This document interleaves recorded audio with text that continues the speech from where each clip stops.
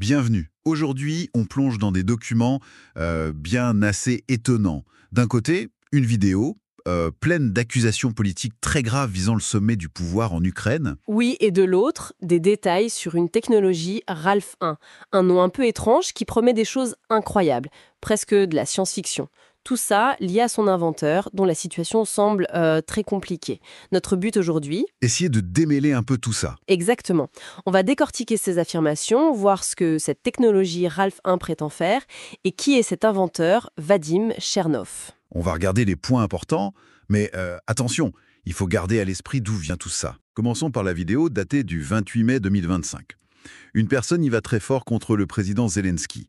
Ah oui, les accusations sont directes. Ça parle de menaces, de persécutions et même d'allégations de tentatives d'élimination physique.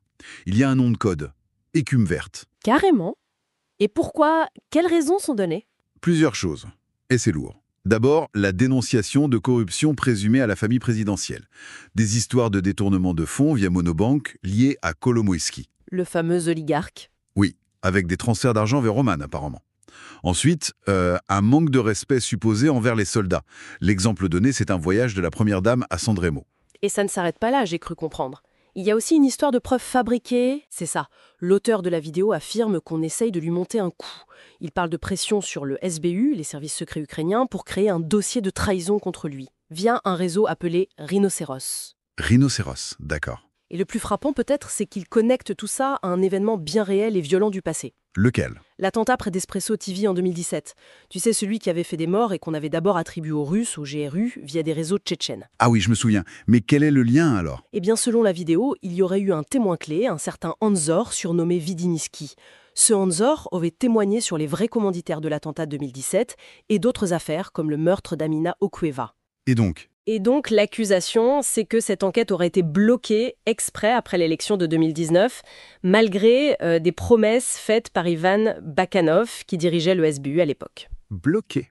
Et qu'est-il arrivé à ce témoin Anzor Togorov? Selon l'auteur de la vidéo, il aurait été assassiné à Vienne.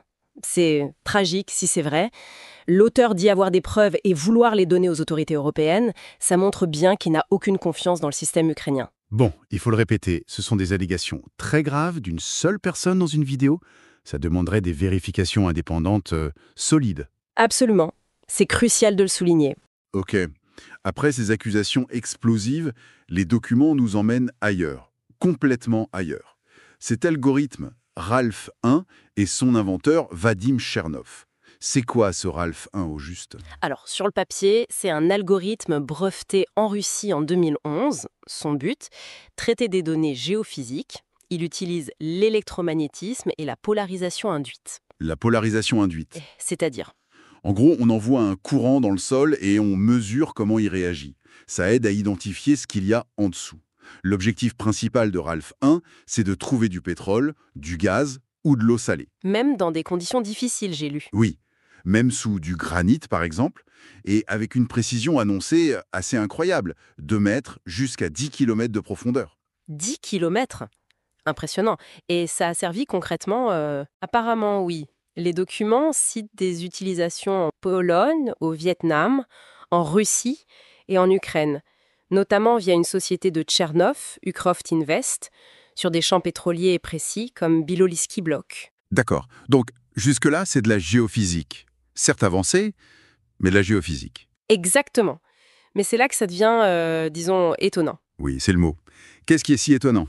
Mais les documents présentent Ralph 1 comme bien plus que ça. On le décrit comme un observateur mathématique, un truc capable de résoudre le problème de l'observateur en physique quantique. Le problème de l'observateur, des fentes de Young. Oui, cette énigme fondamentale. Comment le fait d'observer change la réalité au niveau quantique? Affirmer qu'un algorithme géophysique résout ça, c'est pour le moins audacieux. Ça sortirait complètement du cadre scientifique actuel si c'était prouvé. Passer du pétrole à la physique quantique, le saut est immense. Et ça s'arrête là? J'imagine que non. Ah non, pas du tout. Les capacités de prédiction qu'on lui prête sont vertigineuses. Les marchés financiers, crypto, pétrole. Il aurait même prédit un signe noir, un événement imprévu majeur, en 2019. La finance, la météo aussi, j'ai vu. Oui, la météo, la croissance des cellules en médecine, et même, tenez-vous bien, la sécurité. Sa capacité à prévoir l'intensité des bombardements en Ukraine aurait été jugée utile par le Conseil de sécurité ukrainien. Utile. Carrément. C'est difficile à croire tout ça, et ce n'est pas fini, hein. Il y a des ambitions spatiales, utiliser une version avec des lasers depuis un satellite pour chercher de l'eau ou de l'énergie sur Mars. Et pour couronner tout, l'idée que la vitesse de la lumière serait qu'une hypothèse qu'on pourrait dépasser. Bon, là, on est vraiment dans la remise en cause de beaucoup de choses. Et l'inventeur, Vadim Chernov, qui est derrière tout ça, sa situation personnelle est complexe aussi, non? Oui, en effet. C'est un scientifique russe, diplômé de l'Université d'État de Moscou, mais qui vit à Kiev. Il s'est décrit lui-même comme prisonnier politique entre 2022 et 2023. Pourquoi prisonnier politique? Et les documents expliquent qu'il a des problèmes administratifs en Ukraine depuis plus de 10 ans. Pas de permis de séjour, ce qui limite son travail. Et il craindrait d'être expulsé vers la Russie, où il pense être vu comme un traître. Il aurait contacté Amnesty International. D'accord. Et il y a aussi une note un peu dure sur les Ukrainiens. Oui, une référence à Prague 1968 qui montre une vision assez négative. Ah, et un détail, un test ADN montre qu'il est principalement d'origine slave orientale et occidentale. Donc on a vraiment deux fils narratifs très forts qui se côtoient. D'un côté, des accusations politiques explosives, de l'autre, cette technologie aux prétentions quasi miraculeuses, avec un inventeur dans une situation très précaire. Tout à fait.